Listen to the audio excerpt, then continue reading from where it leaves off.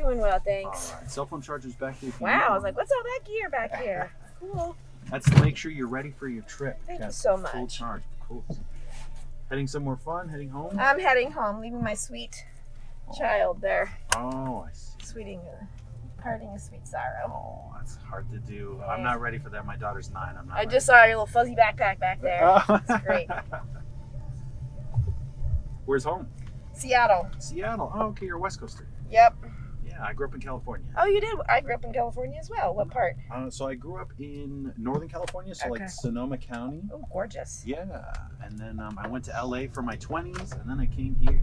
What'd you do in LA? Let's see, what did I do in LA? I went out there to be an actor, so that was fun. Nice. And then I got into my 9-to-5 career, which is tech work, because acting would pay the bills. So those are the things I did there. Trying to think what else. Yeah, that would be the. Where'd you live in LA? Well, because I had actors as roommates. Every time one of them would not pay rent, and we'd have to they would get kicked out, we'd have to move. So I lived everywhere. I lived in Koreatown, lived in the Valley. My son just moved from Koreatown. Oh, nice. Okay, yeah. I like to say that I'm kind of responsible for people taking over Koreatown. I was in a house full of all the light-skinned people, right? Because Koreatown's very Rampart district, very Latino. I'm Mexican, so it's very, very much that way. But there were a house full of 7 white people, and they're we made it safe for the other white people. Oh my gosh. And that was the thing. I remember we were all hanging out. And we'd been there for years, and then we were at a Korean restaurant. We saw a guy playing a ukulele. Oh my gosh, really? In the window, and we're like, "What's happening? What's going on?" And then they just beep beep beep beep beep all over after a year and a half of us being there. They were the only group. You were there first. So what year was that? Oh gosh, that was 2008. Okay. Yeah, 2008, around then. Maybe. My son just finished school, and he's a freelance cinematographer. So he's on the gig economy and sure and doing a lot of rap music right now. Sure. A lot of rap videos. Yeah, well, especially because of the strikes right now. That's really all there is. So that's true. I hadn't thought of that, but that's probably going to make a pretty good resurgence for music videos. That's a great thought. I didn't even think about it like that, but you got a lot of people out there wanting to be artistic and do work and get some, make a living. Exactly. So far we're giving him a little bit of help still, but he's getting close to being on his own, which is good. Yeah, no, and that's exactly how it was in LA. Like I said, it was so expensive. Yes, it's obscenely expensive, almost impossible to buy a house if you're a young person. And then unless you strike it extremely rich. And what I'm learning is I'm seeing celebrities, people that I watch their movies and all that stuff. And I'm they also can't afford to buy a house in LA. So it has nothing to do with that. But the most, LA thing you can do is move to Seattle. That's the California. Well, that's what we did in 95. So. Yeah. Oh, you started the trend then. We were very early on, in fact. Good for you. Back in I'm kind of parallel to you. So then in 95, the mid 90s, Seattle was don't come to Seattle. Oh, and wow. so my husband was like, okay, we're going to change our plates before we get there. Which we did. Oh, that's smart. Isn't that so funny? You switched it over so they wouldn't know you're from California. Yeah. They definitely weren't a fan of it, that's for sure. Because they saw it was happening. Yeah, a lot of that. Oh my God, the housing now is crazy. It's insane. It's insane. Yeah, it's insane. I was I remember this was affordable. This was Plan C, and it's definitely not anymore. It's a great town, though. Oh, I bet. Yeah. I was in Washington's Lake Quinault, if you're familiar with that area. The Olympic National Park. Yeah, exactly. So I was there. My friends got married in the park. Wow, that must have been something. Yeah, it was really cool. It was funny because they said the reason they were they've been in a relationship for since college. So I left LA when they were starting in their 30s. So it'd been 13 years already, and they're we're not planning on getting married. It's not going to happen. No big deal. But they were doing a hiking trail in Lake Quinault in that hole, and they got lost for 2 weeks. What? For 2 weeks, they were we have no idea where we are. But they were we were having the best time with each other. We didn't care. We just foraged. We caught food. we like kept hiking, and they were like, it just wasn't anything. So we're like, we should just get married. Like, we should just do it. So they did. So they got married there. They got married at that forest. And what they did, it was so cool. They sent everybody that got invited. And then when they showed up, they gave you these little pieces, like this tiny little piece of pure gold. It was like a speck. And everybody dropped it in, and they did their vows. And then his older brother smelted the wedding rings right there. No way. Yeah, and they put them on. What? These people are so creative. Yeah, it was so cool. He was in full knight armor. And all of us, they were like, just come be weird, like dress in whatever you want. So there were people in knight armors, people in like Renaissance clothing. There were people in. That's so fun. Yeah, and somebody saw us, and they were like, what do you guys do? Are you guys here? LARPing here? Yeah, that's what she said. She's like, what's the thing? It's and we're LARPing like, wedding. Yeah, so she's like, what's the activity? I was like, Tuesday. This is just how we are. We're just weirdos. So that is awesome. Yeah, it was a lot of fun. Well, that is a beautiful place out there. That Yes. backpacking out there. Yeah. Luckily, did not get lost. But, yeah. So where'd you fly into? SeaTac? I did. Yeah, And then flew you to guys SeaTac. got And a then I car drove. and drove. Yeah. Exactly. Yeah, it's so funny because I'm a city boy. I need at least 1 million people around me, or I start to have anxiety.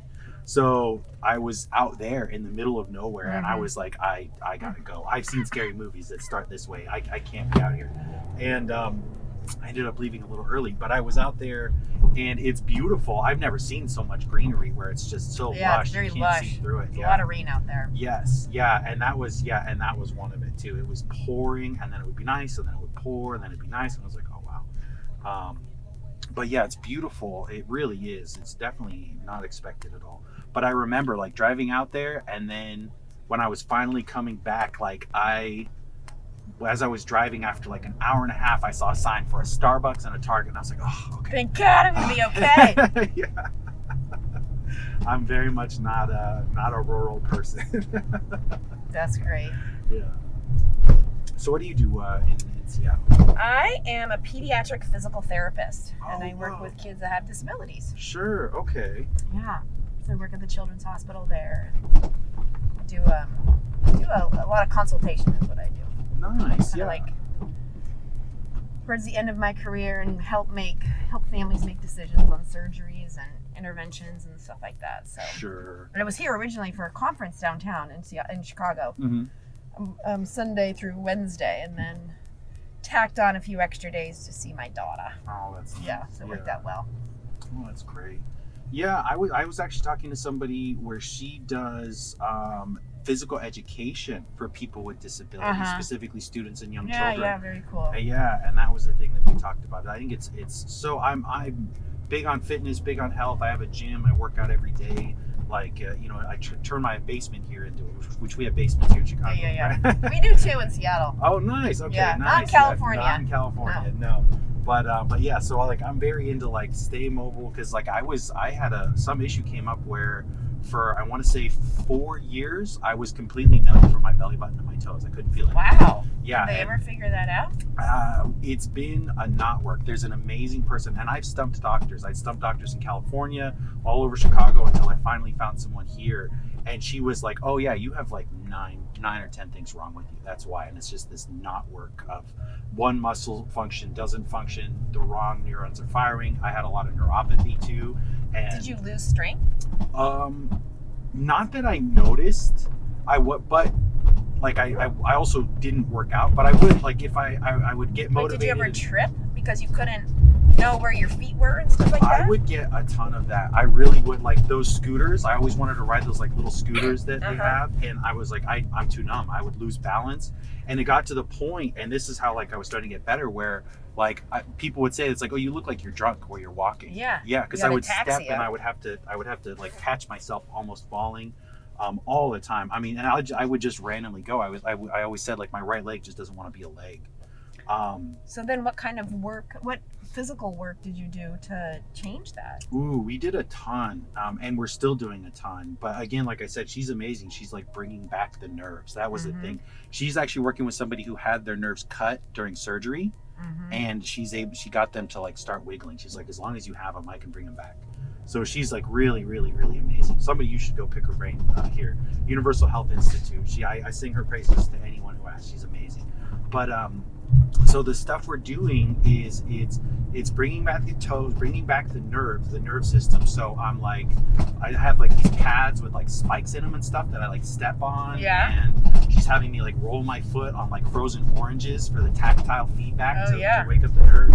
And then she's giving me like a list of exercises. So like when I take a step, like as I go out and then I get as the foot is turning, I'll push up to kind of like bring the calf muscle, because she said that my calf muscle was like a dead fish. It wasn't doing anything. It was just lying there.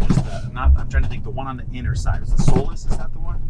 The calf? Yeah, of the calf. calf. Well, the soleus is deeper than the gastroc muscle. Those are both the big muscles of the calf. And then on the inner side, you have one called posterior tibialis, which... Okay. And it might be that one, because it feels like it's really deep in there. Yeah, it's a deep muscle. Yeah, and so when I take a step, I like, and that's the other thing. I always said, like, I do the arch test, because I just get out of the shower onto a towel, and I can see what my arch is, and my right foot used to look like a rectangle with some toes on it.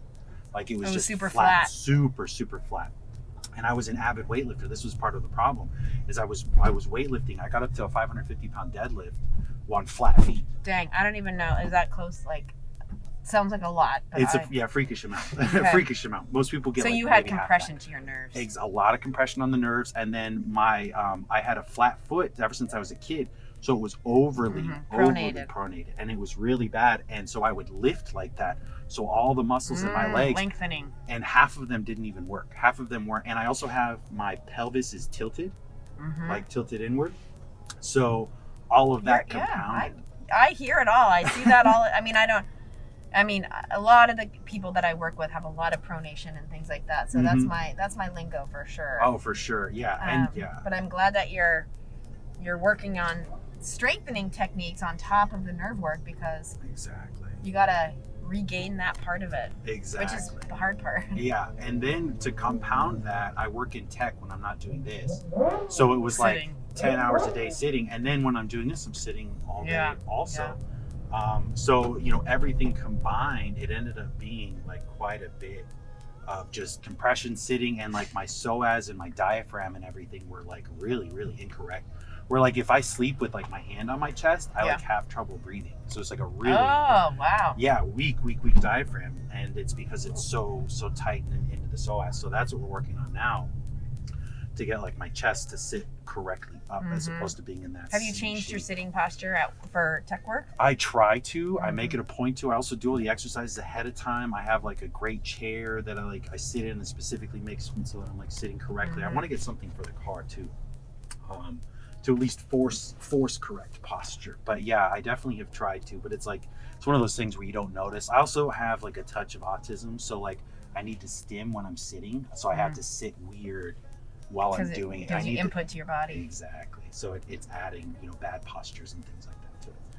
So yeah, like I said. Well, knowledge is power, though. So you got the knowledge, and you can recognize it, and just breaking out of those postures every once in a while, in and of itself, is helpful. Exactly. Yeah, exactly. Give it a couple minutes, stretch it out, do something else. Yeah, exactly. I am not a good sitter, so there's a reason why I became a PT, I think. Yeah. See, and that's what I was going to ask. Like sitting at a conference is just like, oh my God, I'll plug my eyeballs out. Do you get bored, like having that sit and listen? You need to be doing something? It's like my body does not like to sit for a long time. Sure. Okay. Yeah. That makes sense. Hey, I have a question. Is Uber and Lyft connected? No, they're two separate corporations. They're still separate. Okay. Yeah, separate corporations. Yeah. Which company is better to work for? Oh, you know what? They both treat the drivers, as just like a means to an end. And I would say, and I just don't know about Lyft, but I would say that of the two, Lyft is the one that is not, I'm trying to find the explanation. So Uber is a tech company. Uber is trying to create self-driving cars so that they can fire all drivers. And they want brand recognition. If you're thinking, I'm going to order a car, you say, I'm going to order an Uber, not I'm going to order a Lyft, not I'm going to order a rideshare. You say, I'm going to order an Uber. Now, that's what they want, the brand, so that when they fire all the drivers with self-driving cars, people are still They're the post-it note. Exactly, the post-it note. And so that's what they're trying to get. I don't think Lyft is doing that, but I don't know that they're not, because they're both were essentially operating as a loss for about a decade because they were trying to get the brand recognition. But I do believe that Lyft wants to be a rideshare taxi service type of thing. You know what I mean? So that's really it. But as far as which one's the less bad, I don't know. But by far, if I'm just here because I'm trying to make money or whatever, Lyft is definitely the one that makes less money. Less people use it because more people know. It's like a 9-to-1 more passengers on Uber. Okay. I'm basically constantly driving. But it seems like almost every driver drives for both. Yes. Yeah. Okay. And it's only because it really just depends. And also in Chicago, you can only drive 12 hours in a day for one. So some people are like, well, I want to drive 18, 16 hours. Oh, okay. And they'll do both. I don't. I just kind of was like, when I lived in the Bay Area, I would do both because you drive more that way. Like you can, like if I would be dropping you off, I could turn on Lyft, or if I'm you Uber, would just whoever had the fastest pickup. Exactly, whichever one has the next one, and that would keep you driving consistently. I haven't found that I've needed to do that for the most part here in Chicago. It's like next one. On Uber, if I'm on Lyft, there's a considerable amount of wait time in between pickups. Okay. Yeah. Fascinating. Yeah. But as far as they're both corporations that are here to make as much profit as possible. So who knows? Right. It's like I'm like, they're both still there. Everyone's got a bottom line, man. And that's really it, and that's all they're actually thinking about. That's the whole thing. And that's what I was reading. Like in the United States, corporations by law, legally, are required to do everything to maximize profit. That's it, is to maximize profit. In order to be a corporation, that's what you have to do. So it's either one is. Yeah, exactly. Either one is going to work that way. Yeah. Damn it! My plane just got delayed one more time. Oh no. Fudge. Who are you flying out with? Alaska. Oh, okay. I picked up a pilot, and he said that Delta is never late, and they have the most sites for people to go to. Like if you want to go around the world, Delta is the way to do it. About the cheapest ticket. Mm-hmm. I did fly Delta here. Oh, nice. Okay. Yeah, and when I was having to do some travel for Lost in the Family, and I took Alaska, I think once. And during the flight, there was like a whole delay. We had to get grounded, and like a person got arrested. So I was like, I was like, all right, Alaska is the Walmart of the sky. I am not flying Alaska. Is the Walmart? Yeah, the Walmart. Oh, it's pretty good, but on the West Coast, that's. Oh, maybe that's why. Delta's better for east-west travel. Sure. Yeah. And I did United. I actually really liked United also, but I think Delta is going to be the one I go with, just based on, like I said, it was a pilot. He was like, he was working for American or United, one of the two. I think it was United. So he's like, I'm working for United, but only because they paid for the schooling. He's like, I have to do 1.5 years, and then I'll be a pilot. Oh, wow. For Delta. So that was it.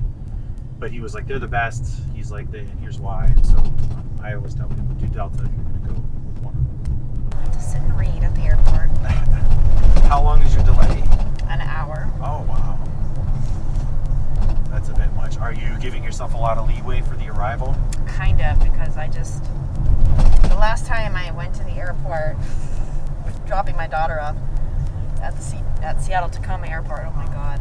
I was like, we'll leave, blah, blah, blah, we'll be fine. And then I looked at the traffic, and it's usually 45 minutes, and it was an hour and a half. Oh, wow. And there were Mariners game, and there was another game, and everything. I mean, it was just crazy. Sure. And it was like, seriously, she had to run in. She had to ask people to go through TSA quickly. Oh, wow. She gets there 15 minutes before her flight. Oh, and then it was delayed for 4 hours. After all of that. After all of that stress. Actually, we're not. I love that. I was driving in the bus lane at one point. I was like, I just got to do this. Yeah. I don't want. She was starting a new job the next day. I was like, I can't have you miss your flight. Yeah, you gave zero leeway. Yikes. So now I'm a little bit more proactive. I could understand that, and it really is. Yeah, you got to look at when you're going, where you got to go to, what's going to be on the way. Fortunately, coming from this part of Chicago, it's not that bad. If you were coming from downtown, we would be going up the 90-94, which has all the construction, which means it's an hour or more. But this route, we go around all that, so it's a lot easier. Awesome. Yeah. So, you have a daughter or son that's 9? I have a daughter. And what's her name? Her name is Isabella. Isabella. Yeah, it's a great name. Yeah, she's 9. She's going to be 10 in November. That's a great age. Yeah, she's becoming such a little person, you know? Mm-hmm. Like, coming into their own. Yeah, and that's so interesting. She always had a little personality as a baby, and you see it kind of, but like now that she's has her friends, has the shows that she likes, has the stuff that she likes, she's you can see it really coming out as to being who she is, which is really cool. Do 10-year-olds have cell phones? Mine does. But it doesn't. She has a watch that she can call on, and then she has a phone just to like play games or do whatever. Okay. Yeah. Her sister is 13, and her sister has a cell phone, actual cell phone. But she's still more tablets than anything else. So the phone is really just a tablet more than anything. But she's wanted a phone since she was a baby. She used to have, I remember, like, there was this little thing where it was like stencils that were like rectangle shapes, and you could put a piece of paper over and sketch on them, and it would show up. And she would hold those to her head and be like, hello? Oh my gosh. Yeah. So she thought that was a phone. She always wanted one. Did you get to see the city at all and do anything fun, or just? Yeah. I mean, my daughter's not a big city person, so when I was with her, we went out to one of the like local little forests and did a little hike, and we went swimming in the lake. Okay. Oh, cool. You got to swim nice. Yep. Yeah, it was great weather. So and what else did we do? Today's Rosh Hashanah, so okay. we had a picnic at the lake last night with her friends, and then we went to services this morning, and it was great. I spent a lot of time in Ravenswood and Andersonville, which are wonderful. It's Yeah, a great little part of town. Yeah, I lived in Andersonville for a few years actually. I really liked it. And then I moved up to Edgewater, which is like 5 minutes away. It's just up a little bit north. And it's like, where Lakeshore Drive, right where Lakeshore Drive ends, I'm like a couple blocks away from that.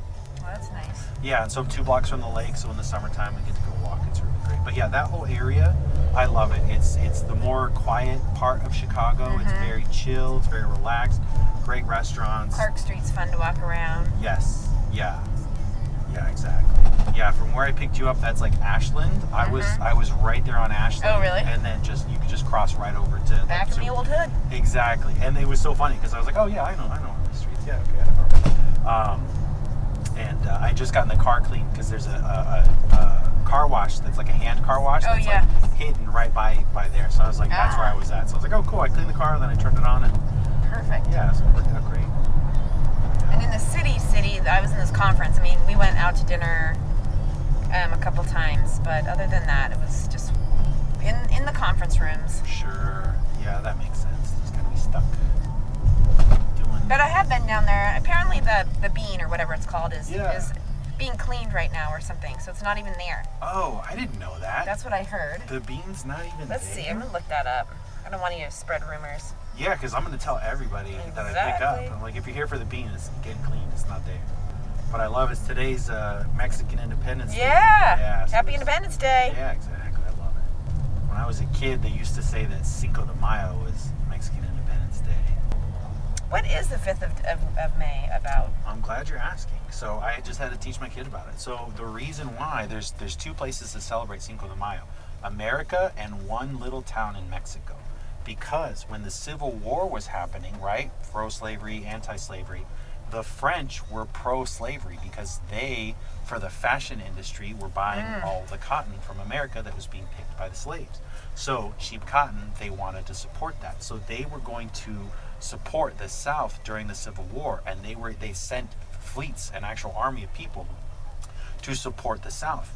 And they were like, well, we're going to have them come in through Mexico because that's the closest, the best port for it, and then they're going to go up. And did that have something to do with taxes as well? What do you mean? Like bringing the cotton in through Mexico, they didn't have to pay certain taxes? Oh, I don't know. I don't know if it was that, because it was just that they wanted to bring their military in through that port. But as far as shipping, I think they would ship it out. I don't know where it would go out from. But a little town in Mexico, because Mexico's anti-slavery, they have been for centuries. They said, no, we're not into this, we don't want it, we're not allowing it. And that town fought the French army and won, and sent them off so that they couldn't support the South. And that's why it's celebrated. Thank you so much. Right? It's pretty cool. It's Very a great cool. story. Yeah, and that's why. So they celebrate it, and we celebrate it in America. But has nothing to do with independence. I'm not sure that what I heard was correct about the cloud gate. Okay. I'll just lie to somebody. That's fine. I'll just tell them anyways. You know, the beans being cleaned. Wait. There's more. Okay.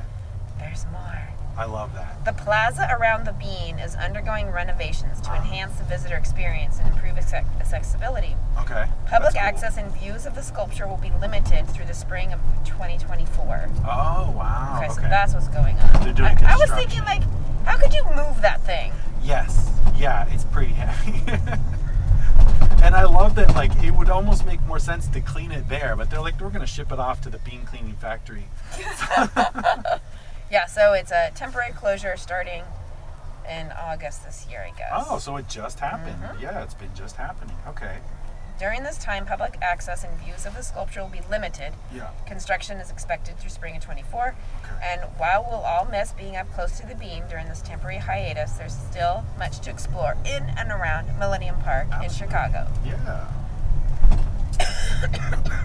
Yeah, before COVID quarantine, I was actually working for doing tech work for one of the buildings that's like on the north side of where the Bean is.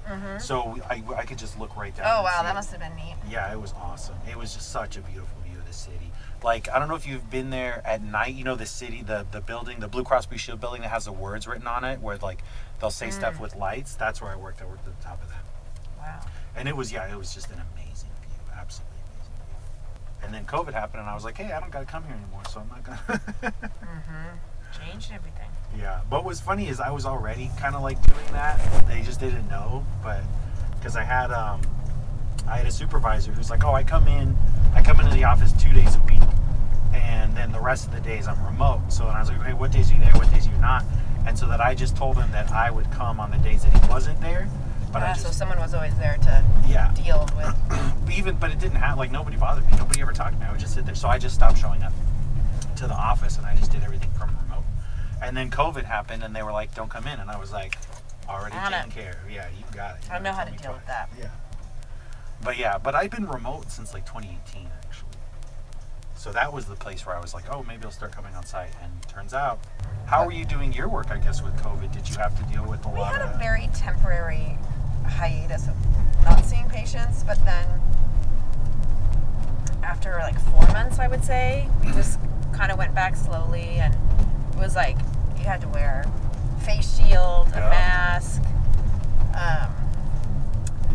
So that was really hard and not fun for me. But I work in all outpatient, so I was never inpatient, which is way harder, way more layers of life in that situation. And how does that work? Like what's outpatient is in they've done surgery already and now they're rehabilitating after? Or yeah, that's one example. Or so they have a lot of outpatient clinics at the hospital. So let's say you have cerebral palsy, or your child does, and you would come to see the doctors in the outpatient clinics for recommendations and referrals and things like that. And that's the area that I work in. Oh. Okay.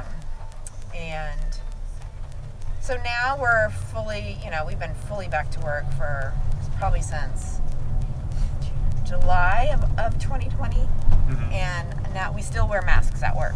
Oh, okay, sure. The kids don't have to wear masks, or caregivers don't have to. Okay. But all the patient-facing employees do. Sure, okay. Which I imagine will probably last for a while. Yeah, that makes sense. I mean, it seems like it's a healthier thing. There's a reason why people wear masks at the hospital and in that space, because it does prevent the spread. So to me, it makes a lot of sense. If you look at China, if you look at Japan. I know, they've been wearing masks forever. Yeah, because most of that was about pollution, though, right? Oh, was it? I mean, I think part of it was. Yeah, that might be true. Yeah, as an additional filter, because you're right, China is extremely bad air quality. Yeah, that's very true. So how many kids do you have? Just the two? Just the two. Got grown adults now. About to turn 27 and about to turn 25. Sure. No, sorry, 26 and 24. Okay. But they're still babies. Like they're still Oh, your they babies. still, yeah, they're always gonna be. My mom's 88. She still treats me like I'm her baby. Yeah, that's just how that goes. My daughter, when she was like, I remember too, I call her my little baby, and she's like, I not little baby, I little girl. And I'm like, no, you're always my baby. And she's 10, and I'm like, it just is, like, you're still my baby. It's just how that goes. I had a dream where she was like 9 years old, and like I saw her, but she was this big. Oh, wow. Right? And I was like, oh my gosh, this is the best. I keep telling her, I was like, as soon as they invent a little thing I can put a shot in you to make you not grow up, I'm gonna get it, just so you know. She's like, gonna you, be yeah. my 9-year-old forever. Yeah, sorry, you're gonna just stay that way. I'm just gonna make it happen. She's like, no. We were at a friend's house recently, and they have a daughter who lives in New York City, and she said there was some kiosk, and because they have this little sculpture of Sydney, but it looks exactly like her. I mean, like, exactly. Oh, that's and it's interesting. about, I don't know, 6 inches, Sure. 8 inches high. Okay. And it's uncanny. Oh, Like, wow. I've never seen anything like it. And they said, and when Sydney gave it to her dad, she had on the same clothes that she was wearing. You would go into some box, and basically it was like 3D printed of you, and had the clothes and everything. Oh, that's awesome. That was crazy. Cool. And so it would make a 3D print? Yeah. That's cool. And the clothes, obviously, like, everything was one piece. There wasn't clothes you'd put on the body. It was just, Sure. the whole thing was, Yeah. all the color and everything was all implemented into that. I was just in New York. I totally missed that. She That said she sounds doesn't think awesome. it's a thing anymore. Oh, bummer. Yeah, because that would have been so trendy. Oh, to yeah, just right? do that. I would get so many, just put them around my house with me, just like in different poses. Like, that would be so fun. So what does your daughter do out here? She works for, in the nonprofit world, and she works for Common Pantry, Okay. which is a food bank Yeah. in the North End, and she does operation stuff and fundraising and that kind of stuff. Oh, that's great. Yeah, it's a new job. She was working at a super intense, crazy anti-war nonprofit that was psychotic, Oh, no. and so she's like, I gotta get out of there, Yeah. which she finally did, and it's good. She likes what she's doing. It's Change of new, place. but it's Yeah. still good. It's still good. Sure. How long ago did she start? Oh, just maybe 4 weeks ago. Oh, wow. So she just relocated. Yeah, she just left. Well, no, she's been living here for a Oh, I while, but she changed jobs. Oh, so she moved here to She's work been at that here for place. 2.5 years. I see. Okay. Yeah, I thought she moved for this job, but she started the other one, a different one when she moved. I see. Yeah, it's interesting that how the nonprofit sector can be that way sometimes. Oh, it was crazy. It really is. I've done because I work in tech, so like I'm like, yeah, any place that needs tech work, I'll do it. So I've worked for nonprofits, and they're just really extremely mismanaged Yeah.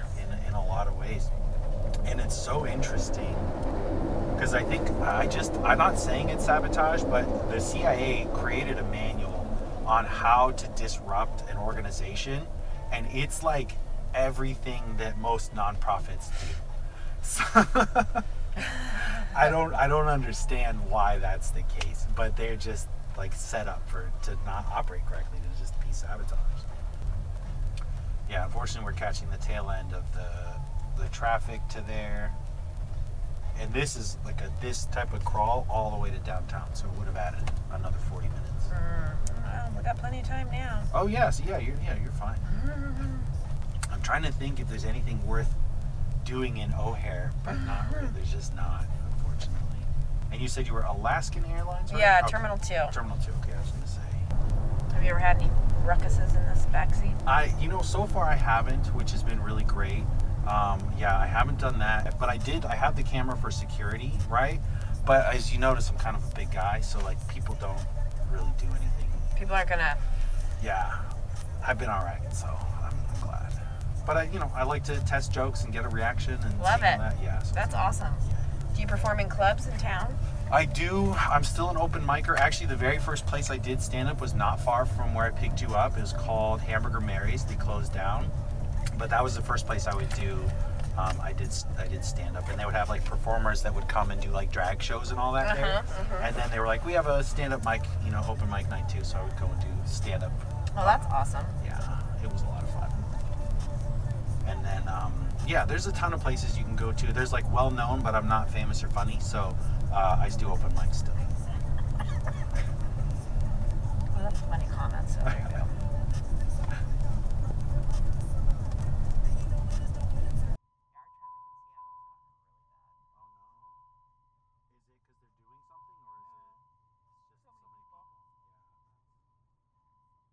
That's unfortunate. Chicago has a huge amount of density, but not everybody has cars. That's very true. They've got good public transportation. And good public transportation. Yeah, but in 2021, maybe it was 2020, might be 2021, Chicago actually won the award for the most gridlocked city in the world. Really? Yep. And it just got worse because of the construction they started doing. But like this jam, it happens for hours after the 9 to 5 rush.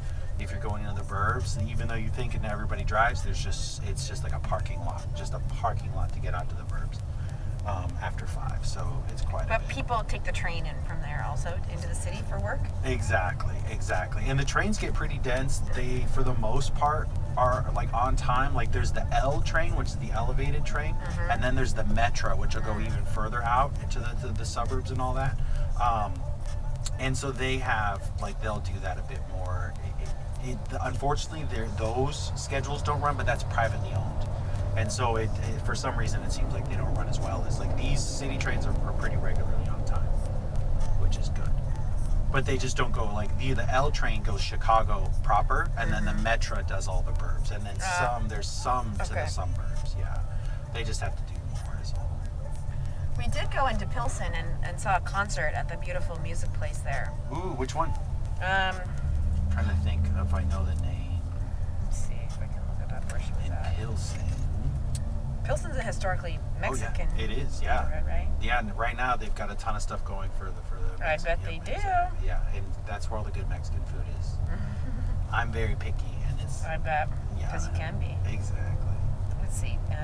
The artist we saw, her name is Joy Olorokan. Okay. And great musician. And let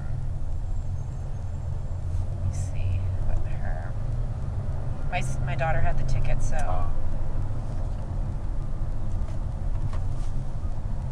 How do you spell Pilsen? Pilsen. Thank you. Chicago Hall? Oh, okay, the Chicago Hall. Interesting. It's not the Chicago Theater, it's the Chicago Hall. Interesting. Yeah, I've never been to any venues at that. Let's check it out. Because I have been to something in Pilsen or close to it, but I don't remember the name. I think it had the box. It's not the music box, it's something else. I just don't remember the name of it. And that's a pretty great venue. A lot of really good restaurants are in it too. This place was beautiful. It was old. Nice. An old theater or old venue. Yeah. Oh wait, maybe it was Thalia Hall. Hold on. Thalia Hall is one I've been to. Thalia Hall, yeah.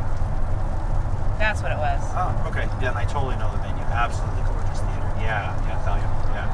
Yeah, because I was like, is there another one there that I never knew about? I know about that one, but I don't know which one it was.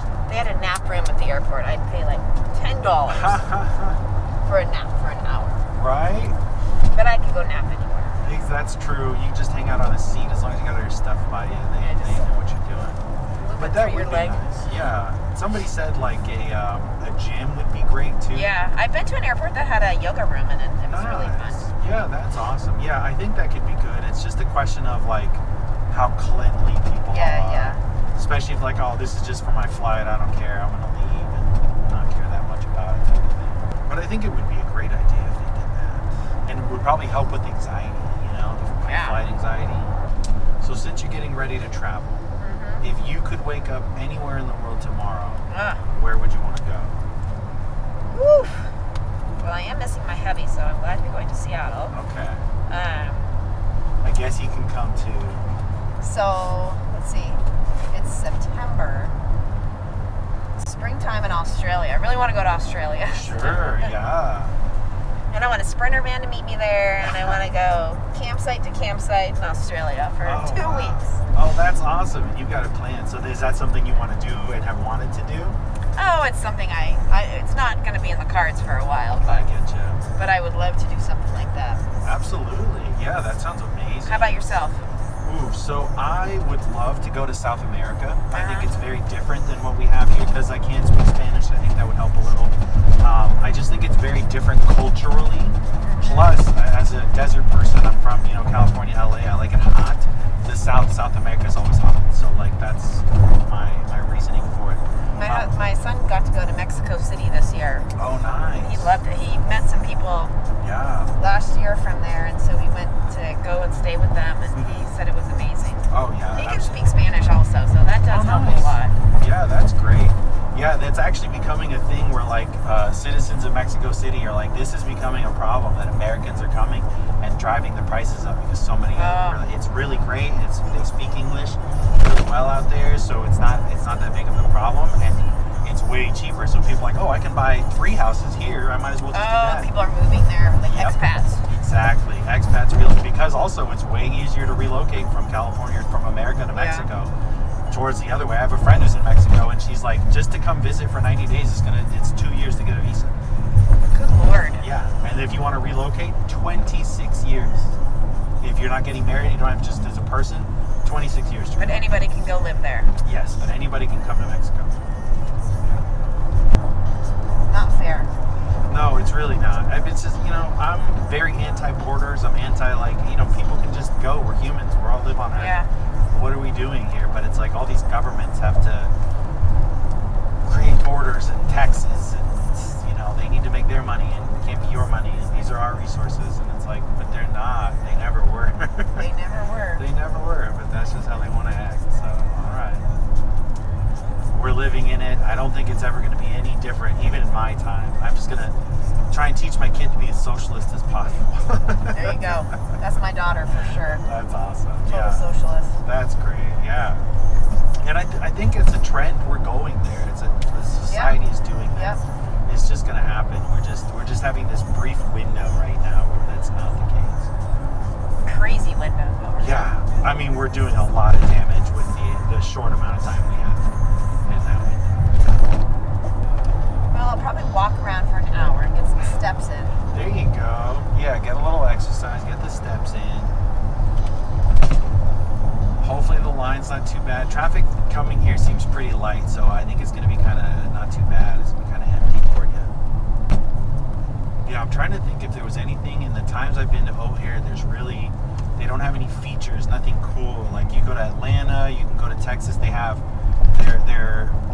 they have scenery, they have art, they have paintings, they have museum-esque type of areas. Yeah, but O'Hare just does not have that. O'Hare's just like get in and get out. It's a huge airport, though. It really is. Oh my Lord. Yes, it is. When I flew in, my colleague was at another terminal, and I was like, I can't get to you. Like, I just have to wait at baggage claim. Oh wow. Yeah, because it really is. There's all of this, and then there's terminals 4 and 5. Yeah, that's where I flew into. I think. Completely separate. Yeah, totally separate terminals. Yeah, it's huge. It's a massive airport. And what's funny is this is what we see as the public side of it. There's also on the other side, FedEx has its own airport, UPS has its own airport. Interesting. Yeah, Amazon, they're all on the other side. You don't even see them, but there's just a bunch of FedEx and all that things. Lufthansa, that'd be fun right now. Going somewhere in Europe. Yeah, right?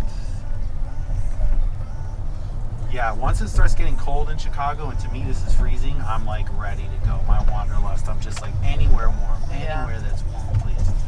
Oh, this thing thinks you're at United, but you're not going to United. You're going to Alaska.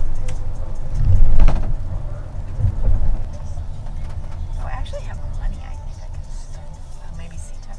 Okay. All right. Thank you so much. You're very welcome. Delightful ride. Yeah, it was.